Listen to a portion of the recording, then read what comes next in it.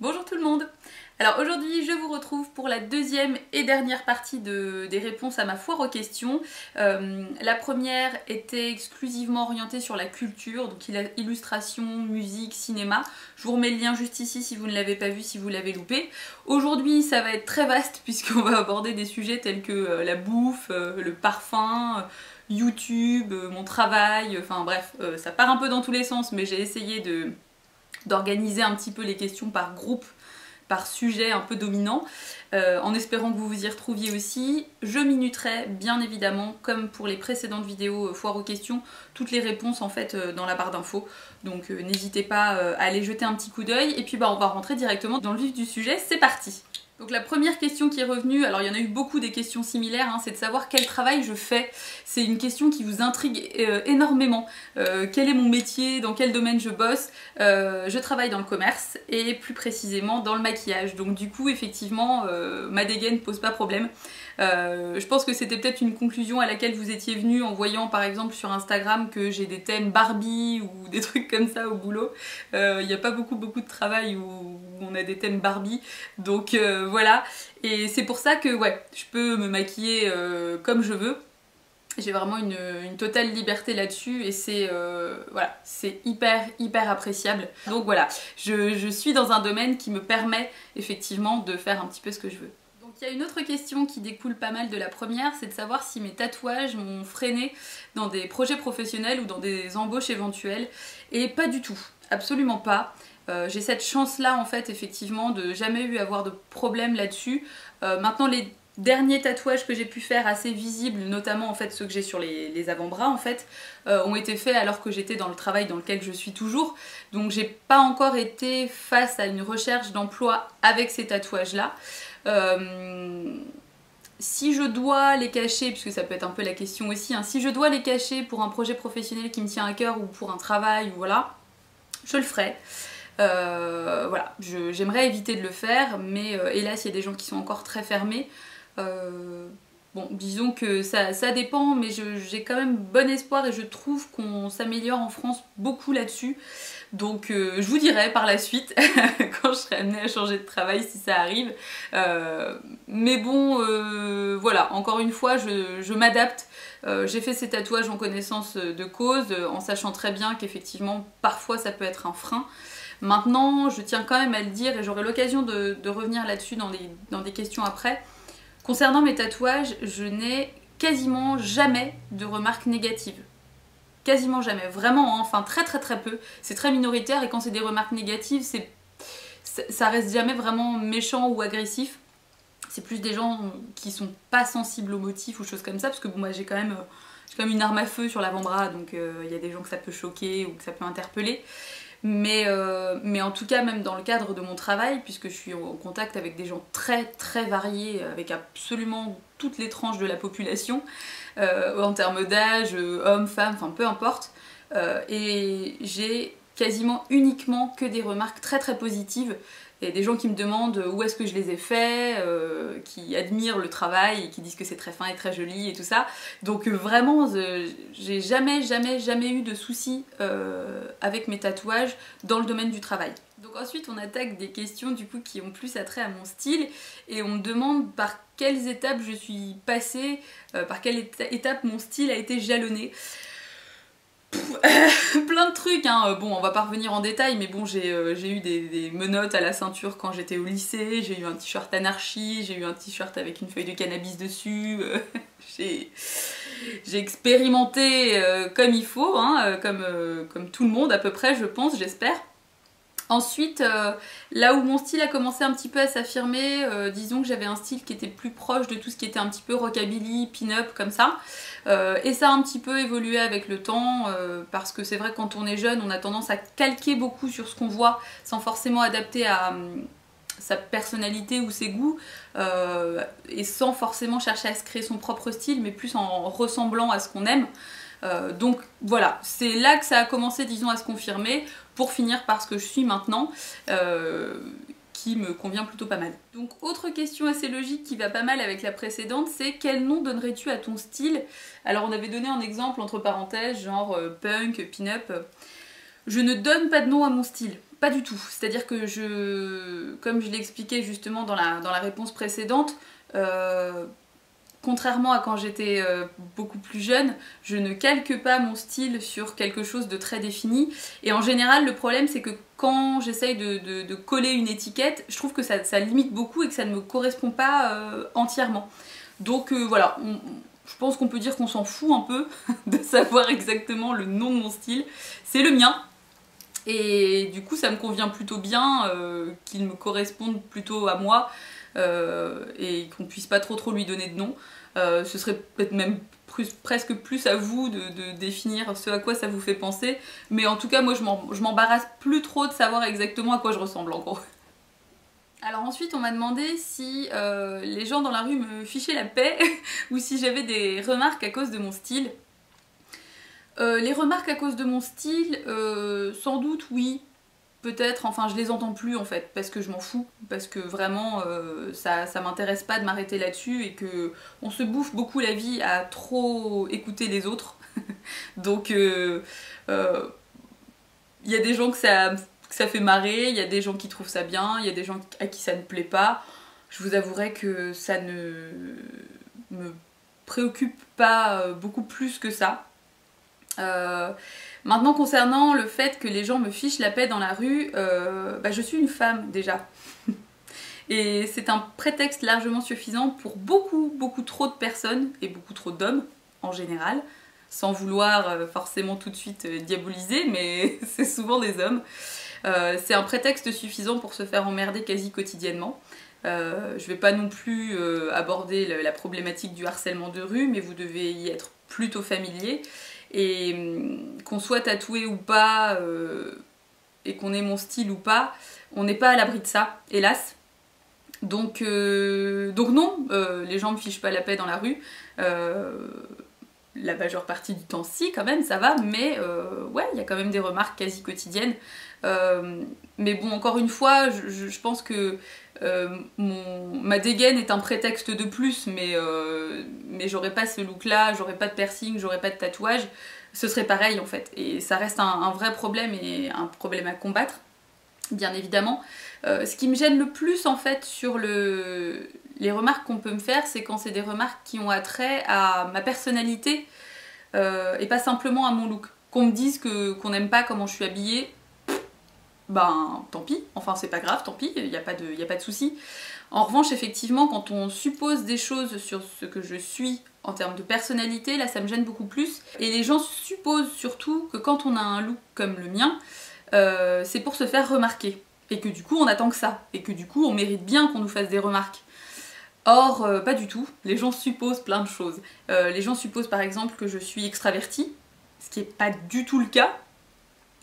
Les gens supposent aussi que je fais ça pour me faire remarquer, ce qui n'est pas du tout le cas non plus, ou que c'est une volonté d'être différente. Or c'est pareil, alors c'est le cas pour certaines personnes, moi c'est pas mon cas du tout, c'est parce que c'est ce que j'aime, c'est parce que c'est ce que je veux, c'est parce que c'est ce qui me plaît, mais c'est absolument pas fait dans une démarche d'être différente. Il entraîne le fait que oui, du coup je suis différente de certaines personnes, mais c'est pas le but premier. Donc du coup c'est toujours un petit peu gênant. Et puis les tatouages et les piercings sont parfois effectivement associés dans la tête des gens à des trucs moins cool. Et j'ai justement cette anecdote en fait qui m'est arrivée il y a pas très longtemps. Il y a un mec qui est venu me faire chier alors que j'attendais mon bus. Et ça m'a vraiment glacé le sang parce qu'en fait ce mec là s'est foutu à côté de moi et j'ai tout de suite senti que de toute façon il allait forcément rentrer en interaction avec moi. Et il m'a regardé de la tête aux pieds vraiment comme un bon bout de bidoche quoi. Il a regardé mes tatouages, il a regardé mes piercings et ensuite il m'a regardé en me disant t'aimes ça toi avoir mal hein. Et là c'est pour le coup pas très agréable, non. Donc voilà, non, les gens me fichent pas toujours la paix, mais je fais avec parce que je suis très bien comme je suis et que j'ai pas du tout envie de m'embarrasser de la vie et de l'attitude des autres vis-à-vis de moi. Et ensuite, du coup, on me demande toujours, en lien avec mon style, on me demande si j'ai du mal à l'assumer parfois. Eh bien, pas du tout, comme la réponse à la question précédente peut le laisser un petit peu entrevoir. pas du tout. Je l'assume tout le temps. Il y a bien évidemment des situations parfois, notamment par exemple, je sais pas, des rassemblements de famille ou des trucs comme ça où je me sens un peu en décalage, un peu différente, un peu à part peut-être. Mais jamais ça ne me pousse à ne pas assumer, puisque je me suis jamais sentie aussi bien que comme ça, et bah, pour moi c'est la meilleure des choses. Et je pense que c'est la meilleure façon pour être peinard en fait. Parce que quand les gens sentent que ben, toi, les remarques extérieures, ça t'en touche une sans bouger l'autre, bah au final ils s'acharnent pas et ils te laissent tranquille, donc bon, voilà, jamais de soucis à ne pas m'assumer. Ensuite on passe à des questions qui ont attrait à mes cheveux, mais c'est des questions auxquelles j'avais pas forcément répondu dans ma foire aux questions cheveux. Je vous remets le lien là aussi si ça vous intéresse. Donc on m'a demandé comment je faisais ma frange en rouleau. C'est très simple, je la fais au fer à lisser. Je la divise en 3 et je la lisse un petit peu comme ça en arrondi, et c'est tout ce que je fais en fait, et ça prend 2 secondes et c'est plutôt efficace. Alors ensuite on m'a demandé de choisir entre avoir la même coupe de cheveux toute la vie ou ne plus jamais pouvoir me maquiller, et bien évidemment je choisis de garder la même coupe de cheveux toute la vie. Je suis pas quelqu'un qui change de coupe de cheveux très souvent. Bon là récemment je les ai coupés, tout ça, bon ça a été un gros changement de passer de 12 km de cheveux à un petit carré, voilà. Mais c'est tout, donc non, je m'accommoderais beaucoup mieux d'avoir les mêmes cheveux toute la vie plutôt que de ne plus du tout pouvoir me maquiller, ce que je trouverais assez triste en fait. Ensuite on m'a demandé si j'étais tentée par un ombre et air, et plus jeune j'ai été tentée, quand j'avais encore les cheveux noirs, je voulais faire les pointes un petit peu rouges, chose que j'ai jamais fait. Maintenant ça me tente plus trop, puis c'est surtout que ça me semble beaucoup d'entretien en fait. Ça doit être un petit peu plus chiant pour refaire ses couleurs et tout, et puis non, ça me branche pas plus que ça. Je trouve ça très joli sur les autres, mais pas forcément pour moi. Et on m'a demandé si j'avais déjà regretté une coupe ou une couleur. J'en avais parlé brièvement dans ma foire aux questions cheveux, mais couleur oui. La première couleur que j'ai fait c'était une couleur maison, et c'était un blond norvégien, et j'avais les cheveux très longs et ça a viré au jaune poussin et c'était atroce, donc ça je regrette très fortement, et il a fallu retrouver ma couleur naturelle après, bref c'était un calvaire. Et une coupe, bah, la première fois que j'ai voulu me faire une frange droite, je suis allée voir mon coiffeur et ça a été le carnage, parce qu'en fait il m'a fait une espèce de frange arrondie mais comme ça vers le bas, un peu genre Mireille Mathieu meet Frère Tuck quoi, c'était atroce. Elle était toute courte, elle était nulle. En plus mon coiffeur s'était fait larguer dans les jours avant, donc j'osais pas trop lui dire que ça me plaisait pas parce qu'il avait vraiment l'air accablé le pauvre. Donc voilà, ça c'était atroce, il a fallu attendre que ça repousse un petit peu, ma mère a essayé de rattraper un peu, mais enfin c'était dégueulasse, et c'était la première fois que je me faisais une frange et franchement ça a été assez dur à vivre. Et alors ensuite on me demande quelle autre couleur un petit peu différente j'aimerais tester. Alors j'adorerais tester le gris, je trouve ça hyper cool, je sais pas du tout si ça m'irait, mais le gris argent je trouve ça magnifique, toutes les photos que je vois je trouve ça sublime. Après les filles qui le portent en général très bien, donc ouais le gris je trouve ça très joli. Et puis le vert aussi, un vert assez profond, un peu mi-vert bouteille, vert sapin, je trouve ça hyper classe, mais j'aurais peur un peu que ça me limite en termes de maquillage, du coup au niveau des associations de couleurs ce serait un petit peu plus galère. Donc voilà, bon on sait pas, peut-être que ça finira par arriver, ou peut-être que je m'achèterai juste une perruque verte pour tester et voir ce que ça donne, mais ça me tenterait bien, ouais. Donc ensuite on m'a demandé si j'avais des solutions pour des dupes pour les Velvetines de Lime Crime, puisque je vous rappelle, alors là c'est pareil, je vous fais une petite pub pour une vidéo précédente, puisque je vous mettrai là le lien de la vidéo boycott de Lime Crime que j'avais fait. C'est une marque que vraiment je vous encourage à ne pas acheter, parce que bah, notamment justement on parle des Velvetines, mais ils ont retrouvé a priori des composants assez toxiques dedans, donc voilà, raison de plus pour ne pas les acheter. Concernant les dupes, il y en a beaucoup, je n'en ai testé aucun en revanche, donc du coup je vous mettrai plus en fait les liens des boutiques dans la barre d'infos à la suite de la question. Il y a notamment Jeffree Star qui en fait des très bien a priori, Pretty Zombie Cosmetics, il y a Anastasia Beverly Hills, LS Splash, Kat Von D, il y a vraiment un maximum d'alternatives et qui ont toutes l'air hyper cool. Donc si jamais moi j'ai l'occasion de mettre la main sur un de ces dupes là, bah, je vous en ferai une revue bien évidemment, mais il y a pas mal de toute façon d'articles ou de vidéos sur YouTube qui sont disponibles pour vous donner un peu une idée des produits. Donc Ensuite on m'a demandé ce que je conseillais pour une application absolument flawless du fond de teint, plutôt le pinceau ou l'éponge. Alors autant j'étais pas très éponge avant, mais là j'en ai testé une de chez Kiko, la petite rose qui a une texture assez fine, et je trouve que c'est pas mal quand même parce que ça permet vraiment de presser les pigments. Donc voilà, si on veut un rendu pas mal couvrant, c'est vrai que je conseille presque plus l'éponge. Et on m'a demandé aussi du coup à coller à cette question là, qu'est-ce que j'avais comme astuce pour que ça tienne toute la journée? Alors là je répondrai pas en détail parce que je compte faire une vidéo justement là-dessus sur toutes mes astuces pour que le fond de teint, le fard à paupières ou le rouge à lèvres tiennent mieux. Vraiment tous mes petits basiques, ça sera peut-être des astuces que vous connaissez déjà, mais je trouve que l'idée est sympa de tout rassembler dans une seule vidéo. Donc voilà, donc ça arrive bientôt, je tournerai ça bientôt et j'espère que ça vous plaira et que ça vous permettra de faire tenir votre maquillage pendant 48 heures s'il le faut. Alors ensuite on m'a demandé si je pouvais faire des tags comme dingue de rouge à lèvres ou la palette parfaite, etc.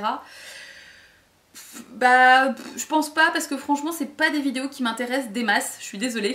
C'est pas des vidéos que je regarde sur les autres chaînes et c'est pas des vidéos que j'ai tellement envie de faire.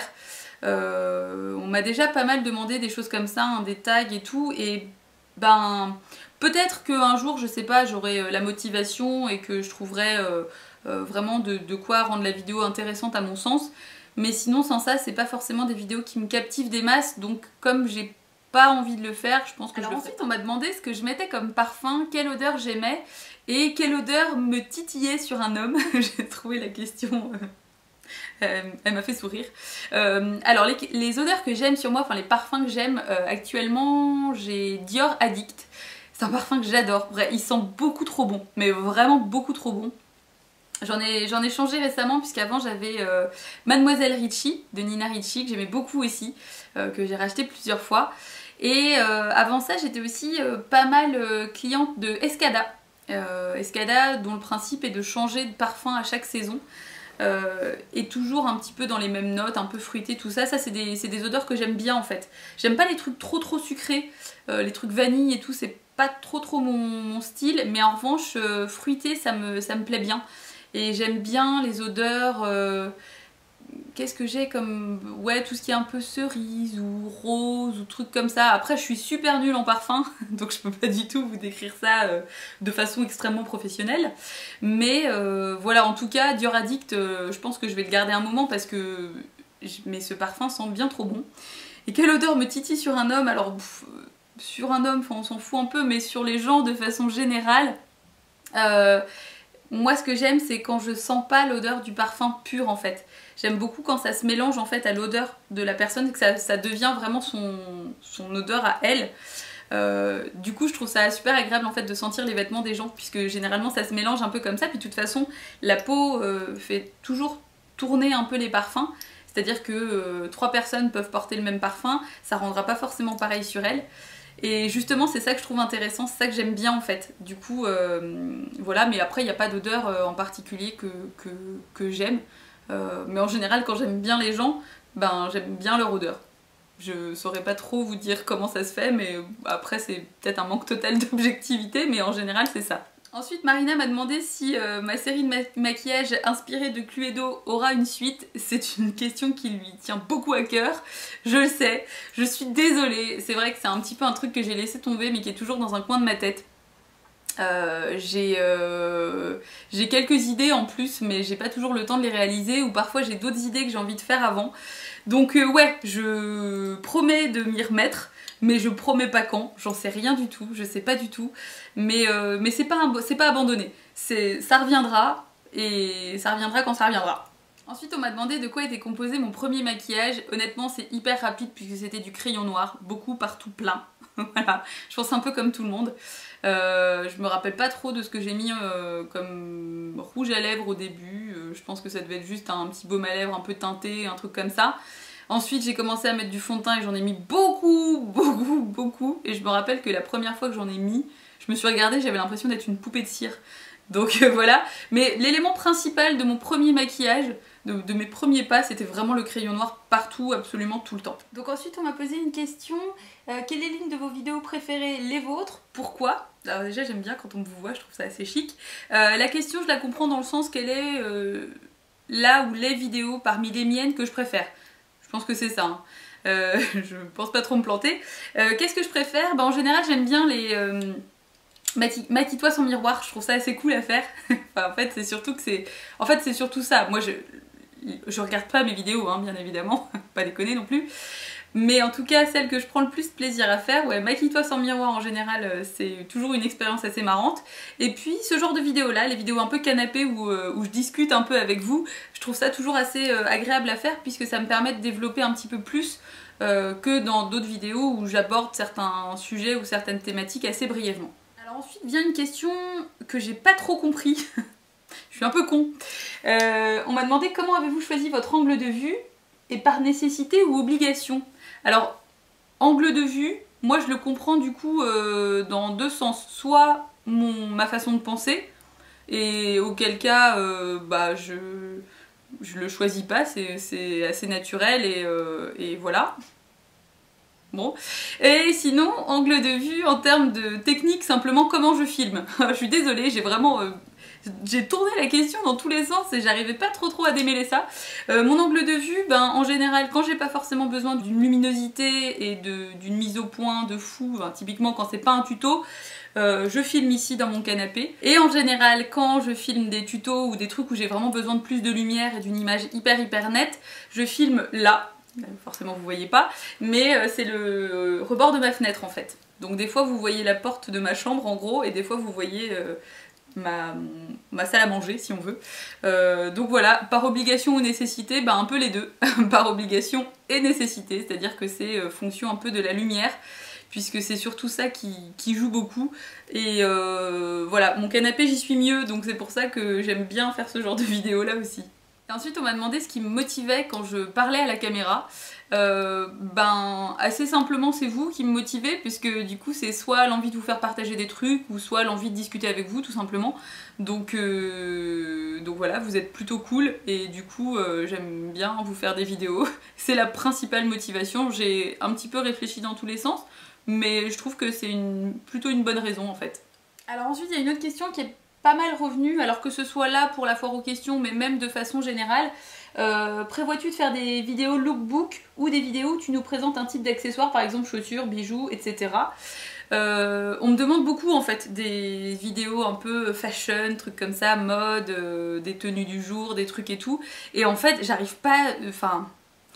déjà si je voulais faire des vidéos lookbook, il faudrait que je trouve quelqu'un pour tenir la caméra pendant que je gesticule devant, et j'ai envie d'infliger ça à personne, même pas à moi, donc voilà, déjà en termes de technique ce serait un petit peu chiant, et puis j'ai pas l'impression d'avoir grand chose à dire, puisque j'ai pas l'impression d'acheter des vêtements particulièrement dingues, c'est peut-être après plus la façon de les associer, de les accessoiriser, mais j'ai pas encore trouvé de façon intéressante et qui me motive de le faire. J'avais essayé d'ouvrir un Tumblr exclusivement sur mes tenues du jour, mais même ça j'ai laissé tomber, donc je suis pas du tout assidue là-dessus, et c'est pas que la mode m'intéresse pas, mais ouais, bon, si j'arrive à trouver un format et une façon de le faire qui me convient, peut-être. Je tenterai peut-être des trucs, mais c'est vrai que d'emblée c'est pas forcément un truc que... C'est pas un truc qui... C'est pas que ça m'intéresse pas, mais en tout cas, voilà, j'ai pas encore trouvé de façon de le faire qui me plaît. Ensuite on m'a demandé si j'allais faire des vidéos DIY. Si j'ai des idées absolument géniales, pourquoi pas. Mais en général quand je fabrique des trucs pour certains maquillages, en fait c'est de l'improvisation. Donc, et en général je galère parfois, je me rappelle notamment d'une pièce que j'avais fait, j'en avais fait deux d'ailleurs, en plume en fait, pour mon maquillage de Valkyrie. Et c'était cool à faire, mais j'en avais quand même un peu chié pour avoir un résultat qui me plaît, et du coup j'ai pas envie de le refaire après quoi. Donc bon, là c'est pareil, si jamais j'ai des idées fantastiques, et peut-être que je le ferai, mais dans l'immédiat pas forcément. Et alors ensuite il y a une question qui m'a fait rigoler, je sais pas trop comment le prendre. Je trouve ça étonnant que tu n'aies pas plus d'abonnés, as-tu une explication à ça? Eh merci. Super. Non, alors là on est, je sais pas, je crois que vous êtes à peu près, alors 4786 il me semble aux dernières nouvelles abonnés. J'ai regardé il y a pas longtemps, c'est pour ça, hein. Sinon c'est pas du tout un truc que je regarde, puisque justement je ne fais pas ça du tout pour amasser des abonnés, pas du tout. Et je pense que c'est pour ça que j'ai pas plus d'abonnés que ça, même si je trouve ça déjà fou qu'il y ait quasiment 5000 personnes qui me suivent. Je trouve ça déjà assez improbable. Mais j'ai pas du tout ce souci-là, donc je suppose que si par exemple je voulais avoir plus d'abonnés, il faudrait que je fasse du contenu genre 2 fois par semaine, hyper régulier, avec des Get Ready With Me, avec des hauls, avec des tutos dans tous les sens et tout ça, et des tags et tout, et en fait ça m'intéresse pas. C'est pas des trucs que je regarde trop sur les autres chaînes, c'est pas des trucs que j'ai envie de faire, et du coup je le fais pas. En fait, je crois que c'est ça le truc, c'est que je fais vraiment ce que je veux, quand je veux.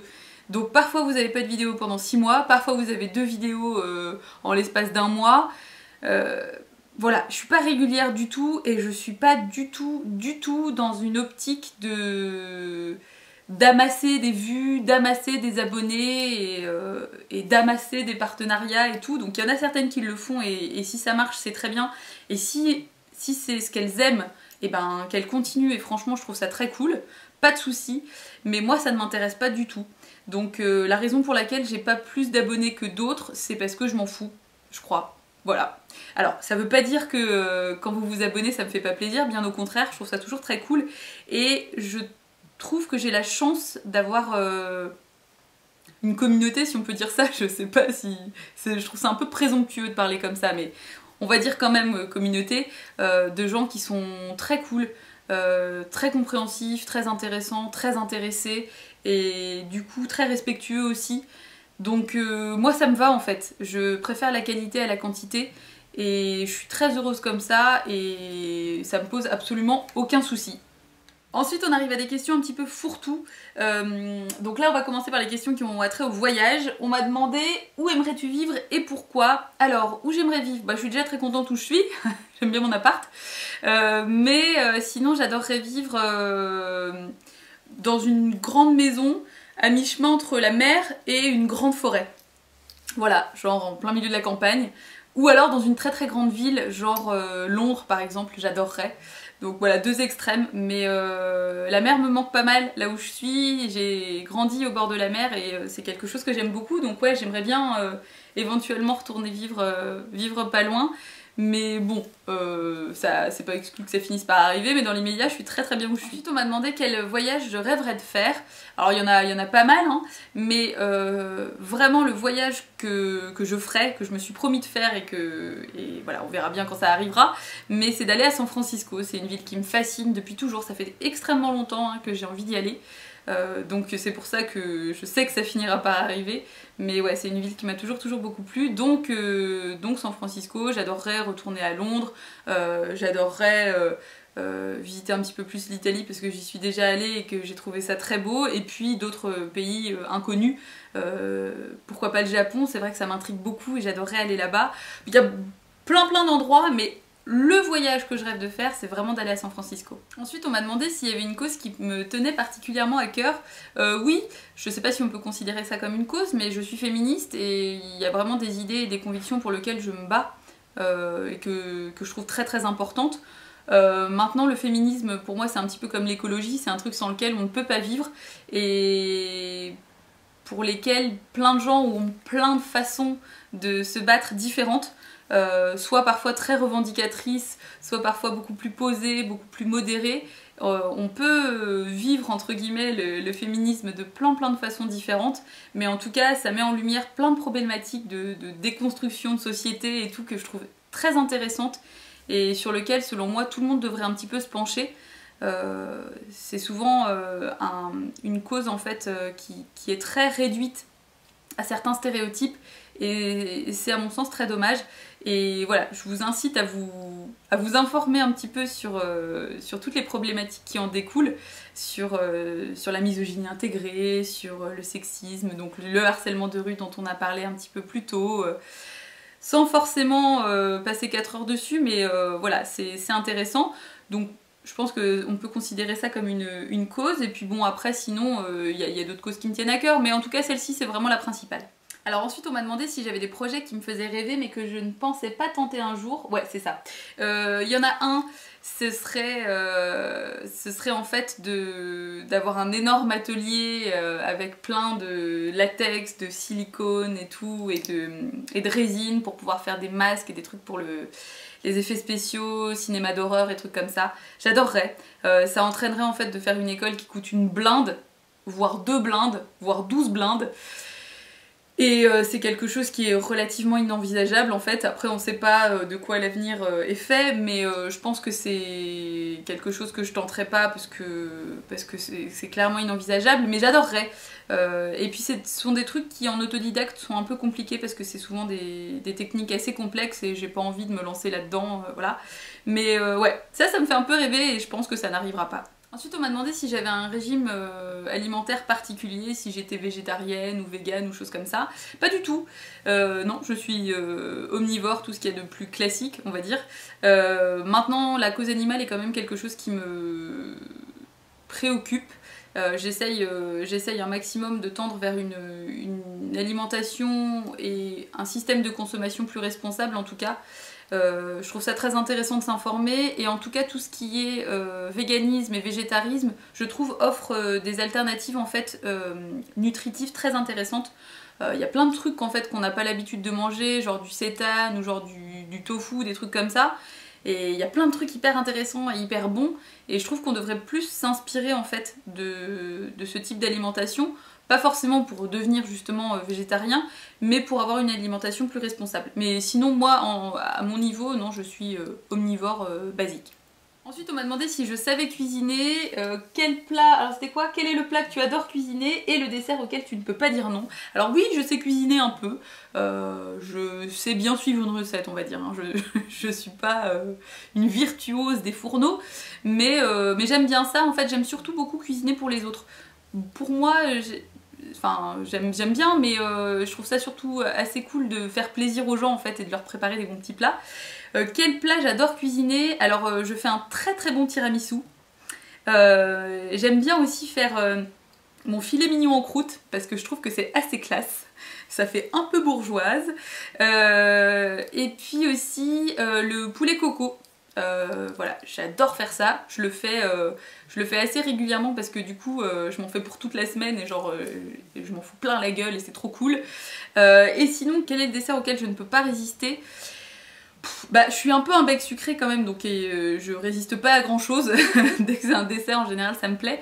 Mais genre un bon crumble ou une bonne tarte tatin, c'est très difficile de résister. N'importe quoi avec du chocolat, la mousse au chocolat de ma mamie, des crêpes au caramel, au beurre salé ou des crêpes à la crème de marron chantilly. Bon, voilà, il y en a plein. Ou les crêpes chocolat banane. Bon, voilà, j'aime bien les desserts. Donc c'est difficile de choisir. Ensuite on m'a demandé la pire honte que je me suis prise de ma vie et alors franchement j'ai essayé de me remémorer toute ma vie, ça a mis un moment, et bah, le seul truc que j'ai trouvé, parce que j'ai pas l'impression d'avoir eu tant que ça de grosses hontes, mais le seul truc dont je me rappelle c'est que c'est quand j'étais en maternelle, j'avais une robe en fait qui avait des boutons pression tout du long comme ça et il y a un connard de garçon qui est venu et qui a tout ouvert. Donc je me suis retrouvée à réaliser le cauchemar d'à peu près tout le monde, c'est-à-dire se retrouver à moitié à poil dans la cour de l'école.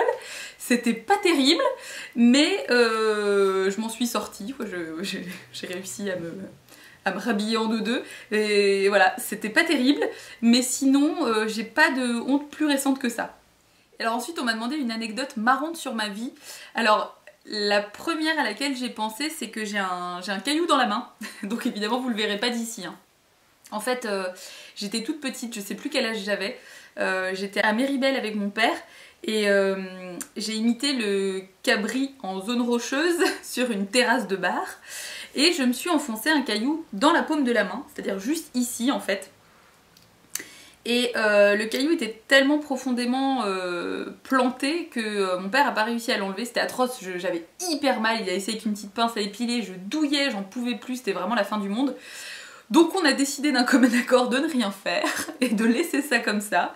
Donc ma peau s'est reconstruite par-dessus.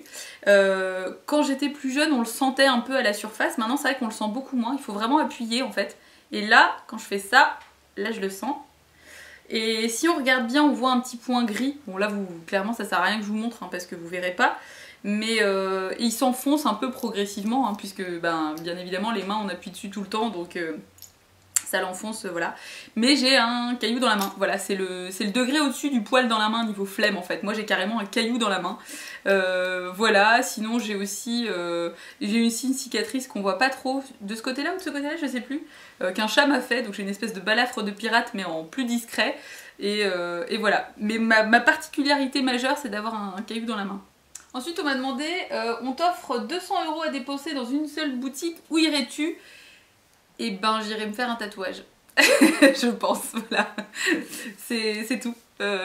Ou alors, si on parle de vêtements ou de trucs comme ça, j'irais probablement dans un truc de créateur, quitte à dépenser des sous qu'on me donne et que j'ai pas gagné. En gros, j'en profiterais pour voilà, me payer une très belle pièce chez un jeune créateur ou un truc comme ça. Je trouverais ça assez cool.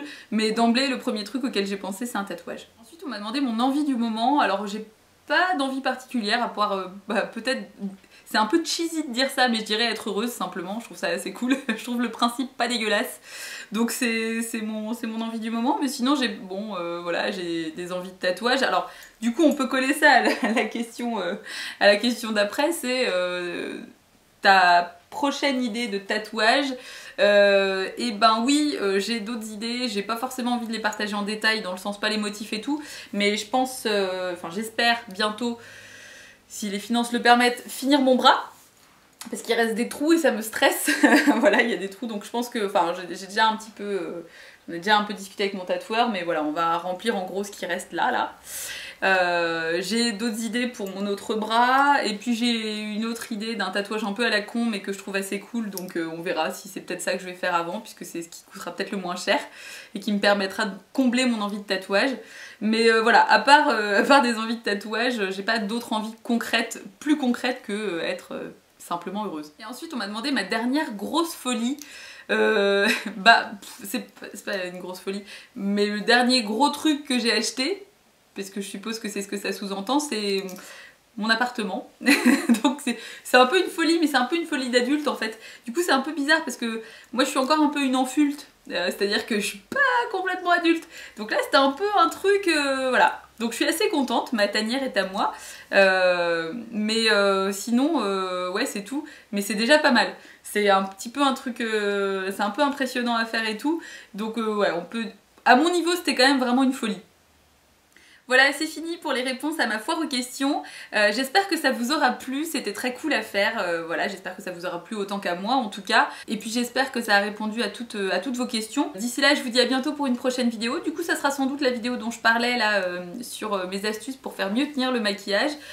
Mais j'ai beaucoup apprécié dans ma foire aux questions culture parler d'illustrateurs et de trucs comme ça. Donc je réfléchis à une façon de le faire plus régulièrement. Je sais pas si ça vous intéresserait, mais moi ça me plairait beaucoup de le faire, donc c'est une raison suffisante. Donc je vais réfléchir un petit peu à quelques façons assez cool de le faire et on verra si ça vous plaira. En tout cas sinon je vous embrasse et encore merci de me suivre. Salut!